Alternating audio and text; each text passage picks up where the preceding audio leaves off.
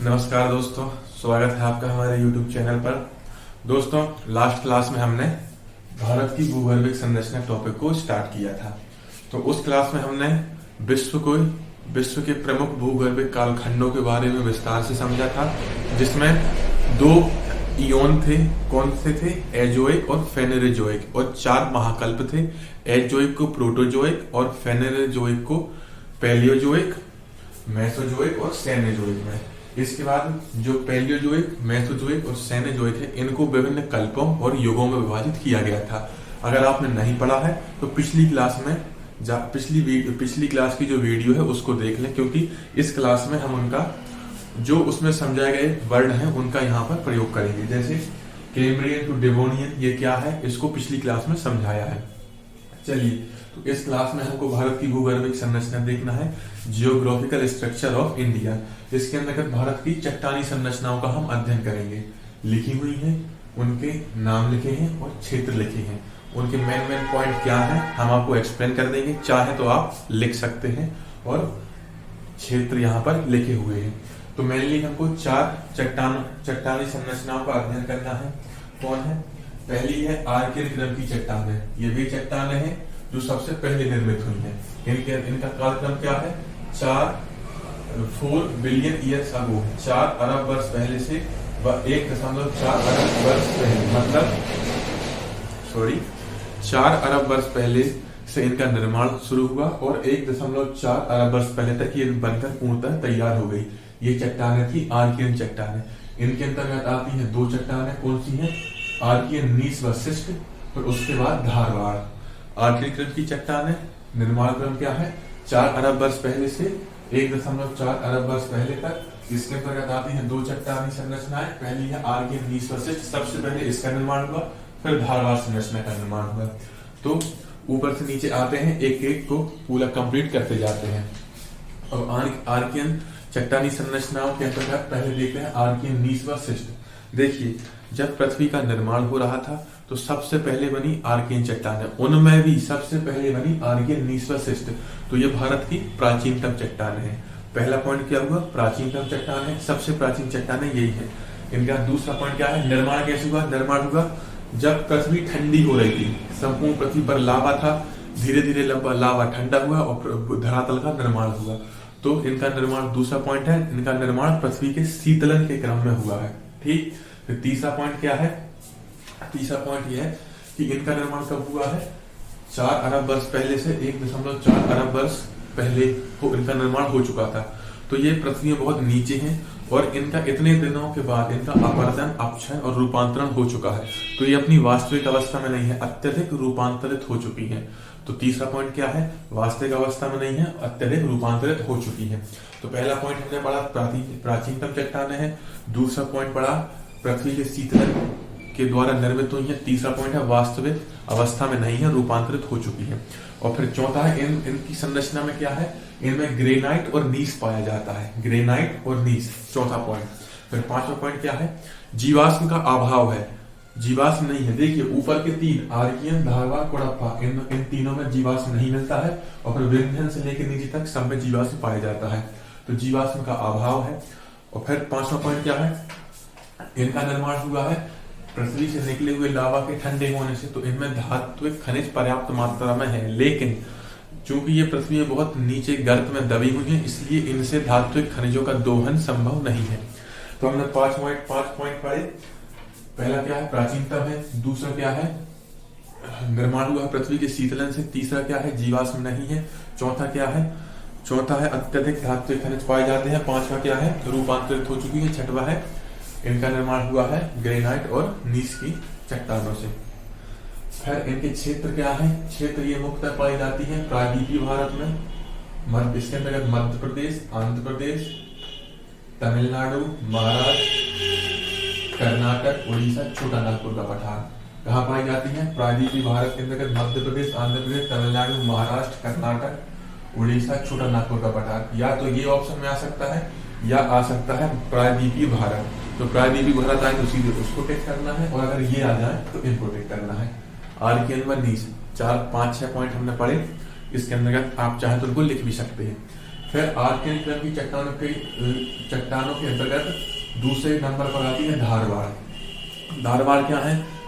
धारवाड़ भी आर्कियन क्रम की चट्टानों का एक रूप है। इनका निर्माण कैसे हुआ है? पहला पॉइंट, निर्माण हुआ है जो आर्कियन नीच वशिष्ठ है, इनके अपक्षय और अपरदन से धारवाड़ का निर्माण हुआ है। निर्माण कैसे हुआ है? जो आर्कियन क्रम की चट्टानें हैं उनके अपक्षय और अपरदन से इनका निर्माण हुआ है। तो क्योंकि ये पहली चट्टान है जिसका निर्माण अपक्षय व अपरदन से हुआ है, अपक्षय अपरदन से निकले अवसादों से इनका निर्माण हुआ है, तो ये भारत की प्रथम अवसादी चट्टान है। पहला पॉइंट, निर्माण कैसे हुआ है? धारवाड़ चट्टानों के आर्कियन व नीच वशिष्ठ चट्टानों के अपक्षय और अपरदन से। दूसरा पॉइंट, प्रथम अवसादी चट्टान है। प्रथम अवसादी चट्टान है, ये भी जीवाश्म रहित है, जीवाश्म में भी नहीं पाए जाते हैं, लेकिन धात्विक और अधात्विक खनिज पर्याप्त मात्रा में पाए जाते हैं, इसलिए ये सबसे महत्वपूर्ण चट्टान धारवाड़ चट्टान है। आप देखेंगे धारवाड़ चट्टान से क्वेश्चन भी बहुत पूछे जाते हैं।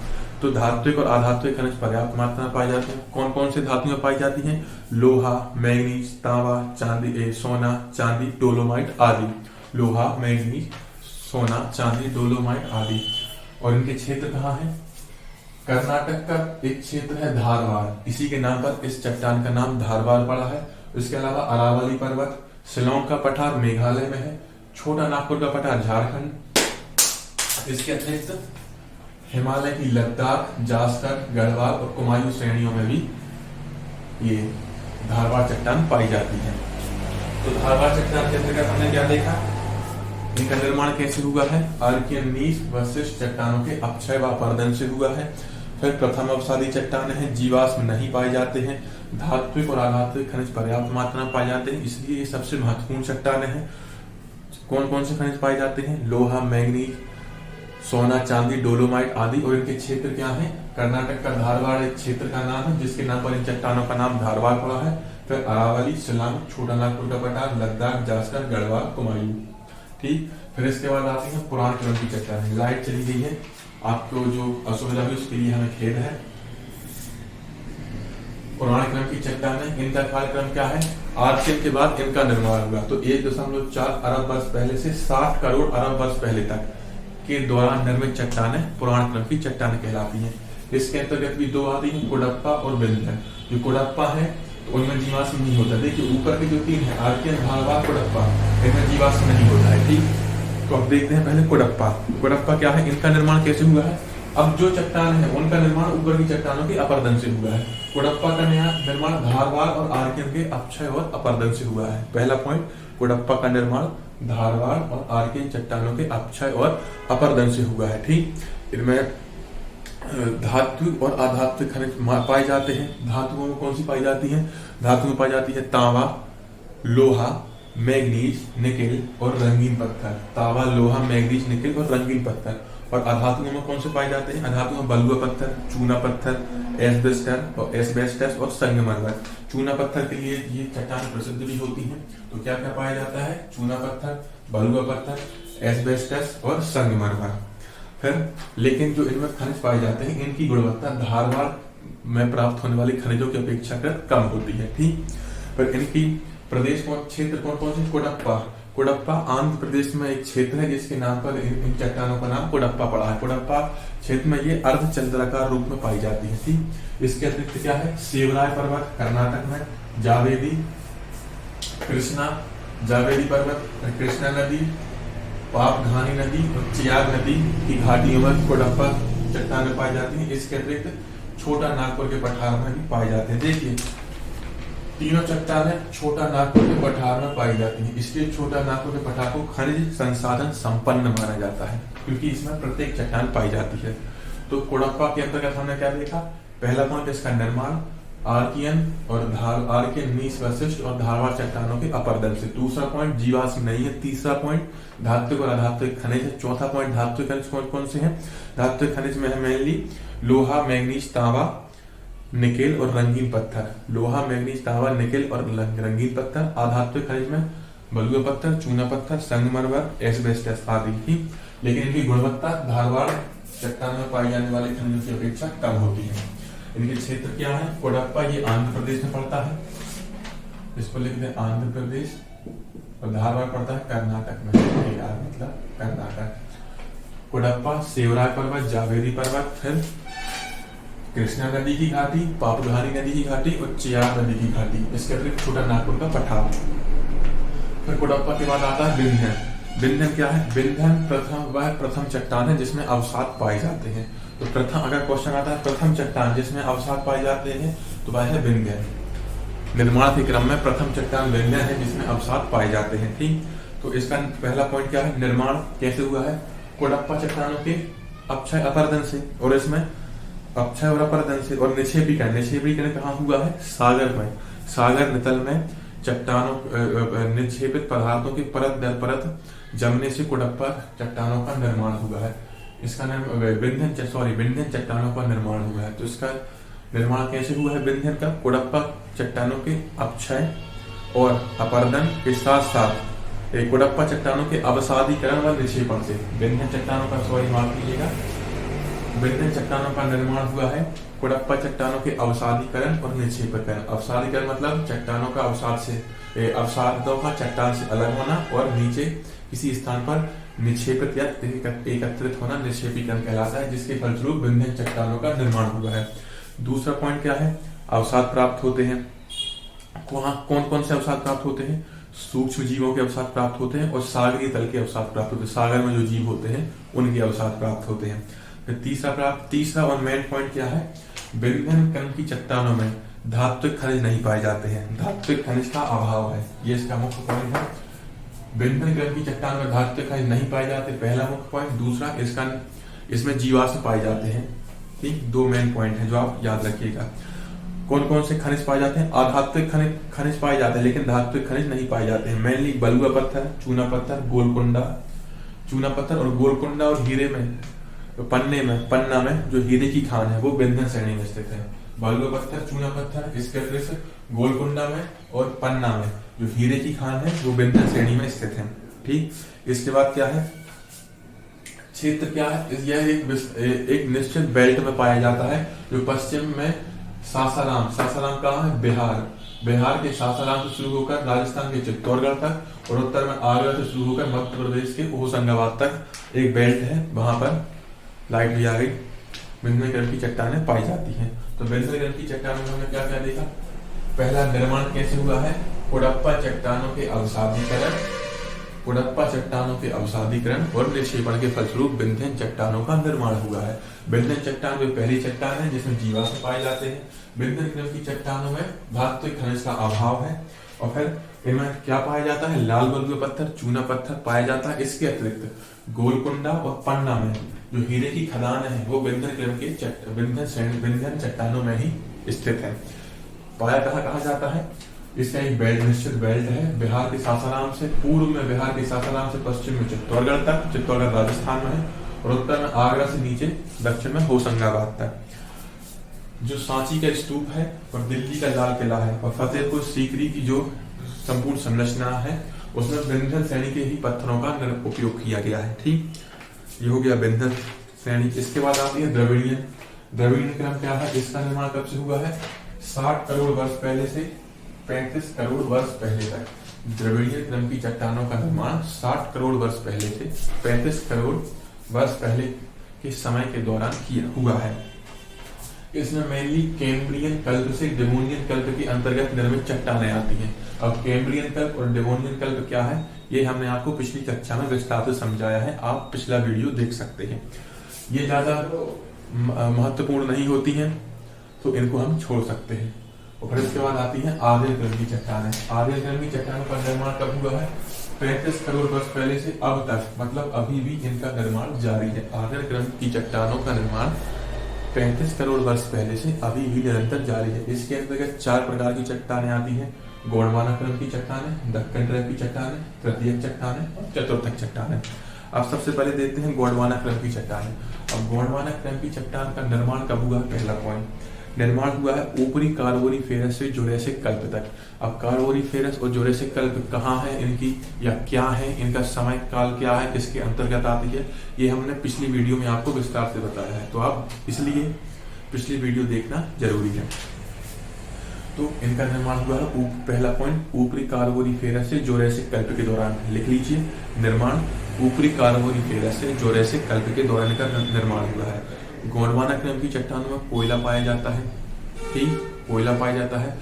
जो भारत में प्राप्त होने वाले कुल कोयले का 98%, मतलब 98% भाग है। भारत में प्राप्त होने वाले कुल कोयले का 98% भाग गोंडवाना क्रम की चट्टानों में पाया जाता है, इसलिए ये बहुत महत्वपूर्ण हो जाती है। कोयला कौन सा है? इसके अंतर्गत जो कोयला प्राप्त होता है वह है बिटुमिनस कोयला, बिटुमिनस कोयला, ठीक। इनका निर्माण हुआ है, पहला पॉइंट गोंडवाना क्रम का ऊपरी कार्बोनिफेरस से जोरेसिक कल्प के दौरान इसका निर्माण हुआ है। कोयला पाया जाता है, कौन सा कोयला? बिटुमिनस कोयला, जो भारत में प्राप्त होने वाले कुल कोयले का 98% भाग है। इसके क्षेत्र कहाँ है? दामोदर नदी घाटी, महानदी घाटी, दामोदर नदी बेसिन, महानदी बेसिन, गोदावरी नदी बेसिन, सोन नदी बेसिन और नर्मदा नदी बेसिन में गोंडवाना क्रम की चट्टानें पाई जाती हैं। नदी बेसिन में ही पाई जाएंगी। अवसादों का जमा हुआ तो कोयले का निर्माण हुआ है। निश्चित रूप से जहाँ पे पेड़ पौधे थे वहां ही भू संचलन की क्रियाएं हुई लाखों वर्ष, करोड़ों वर्ष पहले। तब वो जीव जंतु व पेड़ पौधे भूमि के नीचे दब गए और कालांतर में उन्हीं से विभिन्न क्रियाओं के माध्यम से कोयले का निर्माण हुआ। तो गोंडवाना क्रम की चट्टानों में मेनली 4 पॉइंट है। निर्माण ऊपरी कार्बोनिफेरस से जोरेसिक कल्प, दूसरा कोयला पाया जाता है, दूसरा कोयला पाया जाता है जो कुल भारत में प्राप्त होने वाले कुल कोयले का 98% है। तीसरा पॉइंट क्या है? तीसरा पॉइंट है जो कोयला पाया जाता है वो बिटुमिनस है। बिटुमिनस 3 प्रकार का होता है। बिटुमिनस, एंथ्रेसाइट, बिटुमिनस 4 प्रकार का होता है। एंथ्रेसाइट, बिटुमिनस, लिग्नाइट और पीट। एंथ्रेसाइट सबसे उच्च क्वालिटी का और पीट सबसे निम्न क्वालिटी का होता है। तो हमारे यहाँ जो पाया जाता है वो दूसरे नंबर का पाया जाता है बिटुमिनस। और फिर चौथा पॉइंट क्या है? दामोदर नदी बेसिन, महानदी बेसिन, गोदावरी नदी बेसिन, सोन नदी बेसिन और नर्मदा नदी बेसिन में गोंडवाना क्रम की चट्टानें पाई जाती है। फिर इसके बाद आता है दक्कन ट्रैप।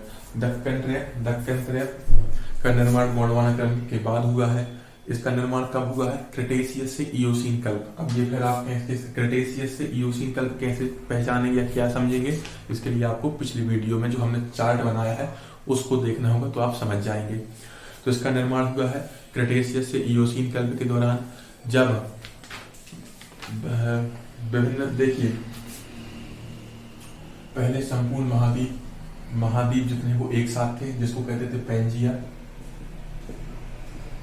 और इसके अगल बगल ये सागर था, इसको कहते थे पेंथालासा।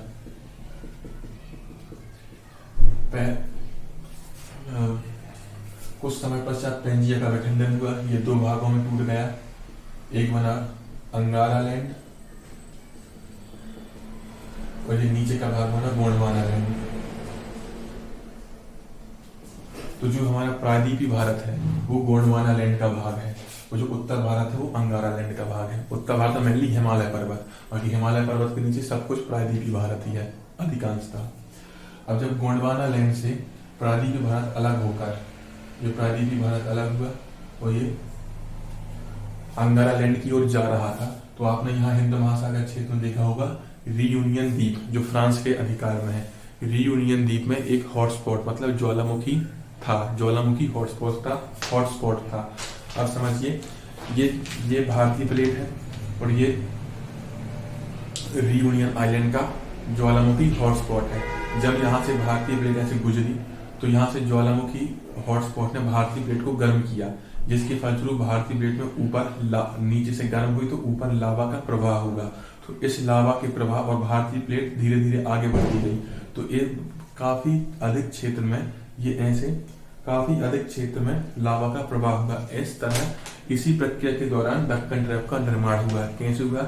जब रियूनियन हॉटस्पॉट के ऊपर से भारतीय प्लेट गुजर रही थी, तब भारतीय प्लेट में हॉटस्पॉट के कारण प्रायद्वीपीय भारत में लावा का उद्गार हुआ, जिसके कारण लावा की 3 परतें बनी। लावा की 3 परतें, एक पहले, उससे एक सबसे ऊंची, फिर उसके नीचे, फिर उससे नीचे 3 परतें बनी। इसी संरचना को दक्कन ट्रैप कहते हैं। समझ में आया कैसे बना है? जब प्रायद्वीपीय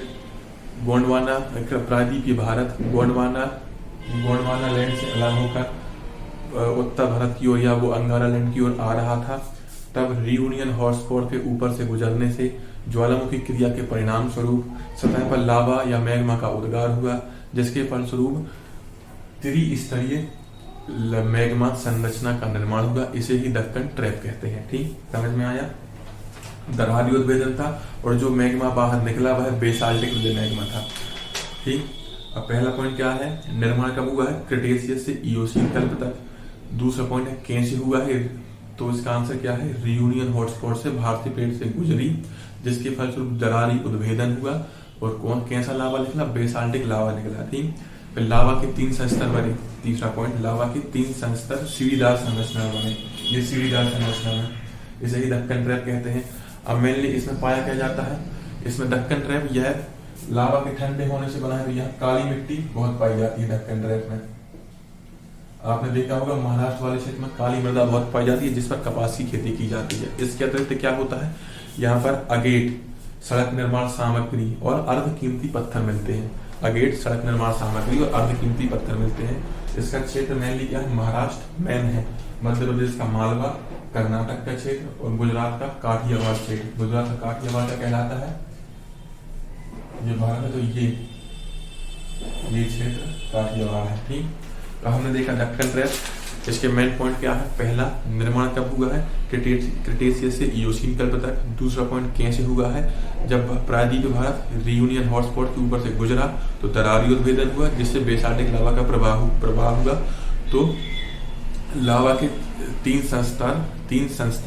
संस्तर मतलब 3 स्तर, ये 3 स्तर सीढ़ीदार संरचना में निर्मित हुए। इसे ही दक्कन ट्रैप कहते हैं। फिर तीसरा पॉइंट क्या है? क्या प्राप्त होता है? काली मिट्टी, सड़क निर्माण सामग्री, अगेट और अर्धकीमती पत्थर। और फिर चौथा पॉइंट क्या है? इसके क्षेत्र क्या है? महाराष्ट्र, मालवा, काठियावाड़, कर्नाटक। फिर अगला आता है तृतीय क्रम की चट्टानें। अब तृतीय क्रम की चट्टानों का निर्माण कब हुआ है? पैलियोसीन से इयोसीन कल्प के दौरान। पैलियोसीन से इयोसीन कल्प, जब आप पिछले वीडियो का चार्ट देखेंगे तो आप समझ जाएंगे पैलियोसीन से इयोसीन कल्प, पैलियोसीन से प्लायोसीन कल्प के दौरान हुआ इसका निर्माण। तो जब आप पिछला वीडियो देखेंगे तो पैलियोसीन से प्लायोसीन कल्प क्या है, किसके अंतर्गत आता है, आप समझ जाएंगे। तो इसकी सर्वप्रमुख बात क्या थी? तृतीय कल्प के दौरान ही हिमालय का निर्माण हुआ है। ये बहुत जरूरी है कि अगर आपसे पूछा जाए कि हिमालय का निर्माण कब हुआ है, तो आप बताएंगे तृतीय कल्प के दौरान। तृतीय चट्टानी संरचना में हिमालय का निर्माण हुआ है। तृतीय चट्टानी संरचना में हिमालय का निर्माण हुआ है। और ITCJ, MCT, MBT, HFF का भी निर्माण तृतीय क्रम की चट्टानों से ही हुआ है। ये क्या है? ये हिमालय के दौरान निर्मित संरचनाएं हैं। ITCJ, MCT, MBT, HFF क्या है? हिमालय के निर्माण के दौरान निर्मित संरचना है। ITCJ मतलब Indus Tsangpo suture zone, Indus Tsangpo suture zone. MCT मतलब मेन सेंट्रल थ्रस्ट, MBT मतलब मेन बाउंड्री थ्रस्ट और HFF मतलब हिमालयन फ्रंटियर फॉल्ट। ये क्या है? इसको हम जब भारत का भौतिक प्रदेश के अंतर्गत तो हिमालयी क्षेत्र या उत्तर के पर्वतीय क्षेत्र देखेंगे, जब हम इसको विस्तार से समझाएंगे। अभी आप केवल इनके नाम जान लीजिए और ये समझ लीजिए कि हिमालय का निर्माण तृतीय कल्प के दौरान हुआ है या तृतीय चट्टानों से हुआ है। हिमालय का निर्माण उसी दौरान इन संरचनाओं का भी निर्माण हुआ है। इसके बाद आती है चतुर्थ क्रम की चट्टान। चतुर्थ क्रम की चट्टान का निर्माण कब हुआ है? प्लेस्टोसीन से होलोसीन। प्लेस्टोसीन से होलोसीन के दौरान चतुर्थ क्रम की चट्टानों का निर्माण हुआ है। इसमें मुख्यतः क्या बना है? करेवा राशि कश्मीर में है। थार कमरुस्थल का निर्माण कब हुआ है? चतुर्थ क्रम की चट्टानों में। और पुरानी जरूर जहां भी पाई जाती है पुरानी जरूर मृदा, वो चतुर्थ कल्प के दौरान निर्मित है। अब थार कमरुस्थल कैसे बना है? देखिए, ये भारतीय प्लेट प्रायद्वीप भारत जा रहा था। मान लीजिए ये प्रायद्वीप भारत जा रहा है, यहाँ थार का मरुस्थल है और यहाँ ऐसे आगे बढ़ रहा है। यहाँ पर मुहाना है प्रायद्वीपीय भारत का। अब ऐसे जाते हुए जब अंगारा लैंड से जब प्लेट टकराई, तो ये पहले पानी में डूबा हुआ था। ये क्षेत्र ऐसे जा रहा था, जब यहाँ टकराई तो यहाँ जब दबाव पड़ा तो ये क्षेत्र ऐसे उठ गया, और जब ये क्षेत्र ऐसे उठ गया तो ये ऊपर ही रह गया और यहाँ से पानी चला गया। इसी प्रक्रिया के दौरान जो यहाँ से स्थल पानी से ऊपर आया तो वहां पर निर्मित हुआ थार का मरुस्थल। अभी भी थार में बहुत से क्षेत्रों पर खारी झीलें पाई जाती हैं, जो उसी का परिणाम है, जहां से पानी नहीं निकल पाया। भारतीय प्लेट ऐसे जा रही थी, अंगारा लैंड से टकराई, दबाव के कारण भारतीय प्लेट पीछे से ऊपर की ओर उठी, और ऊपर की ओर उठने के कारण यहाँ से पानी नीचे हो गया, तो ये क्षेत्र ऊपर आ गया, यहीं पर निर्मित हुआ थार का मरुस्थल। ठीक, तो आज हमने भारत की भूगर्भिक संरचना को देखा, जिसमें मेनली 4 प्रकार की चट्टानें पड़ी, आर्कियन, पुराण, द्रविडियन और आर्कियन। आर्कियन 4 अरब वर्ष पहले से 1.4 अरब वर्ष पहले, आर्कियन के अंतर्गत आर्कियन, नीस, वशिष्ठ और धारवाड़। उसके बाद आती है पुराण क्रम की चट्टानें 1.4 अरब वर्ष पहले से 7 करोड़ अरब वर्ष पहले तक। इसके अंतर्गत 2 चट्टानें आती हैं, कोडप्पा और विंध्यन। फिर इसके बाद आता है द्रविड़ीय क्रम की चट्टानें, जो कब बनी, 7 करोड़ वर्ष पहले से 35 करोड़ वर्ष पहले तक। इसके अंतर्गत कैम्ब्रियन से डिवोनियन कल्प के दौरान निर्मित चट्टानें आती हैं। फिर आता है कैम्ब्रियन आर्यन क्रम की चट्टानें, जो कब से बनी है, 35 करोड़ वर्ष पहले से अभी तक निरंतर जारी है। इसके अंतर्गत 4 आती है, गोंडवाना, दक्कन ट्रेन, तृतीय, चतुर्था। निर्माण काल के संदर्भ में ईओसीन, प्लेस्टोसीन या जो भी हमने कालखंडों के नाम लिए हैं, अगर आपको दिक्कत होती तो आप पिछला वीडियो फिर से देखें, और उसमें हमने जो चार्ट बनाया था उसको फिर से लिखें, उसको समझने की कोशिश करें, तो आपको ये जो हमने निर्माण कालखंड बताया कि इनका निर्माण कब हुआ है, आपको आसानी से समझ में आ जाएगा। तो दोस्तों, आज की वीडियो में इतना ही करते हैं। अब कल से हम भारत के भौतिक प्रदेश को विस्तार से समझेंगे। तब तक के लिए जय हिंद, जय भारत।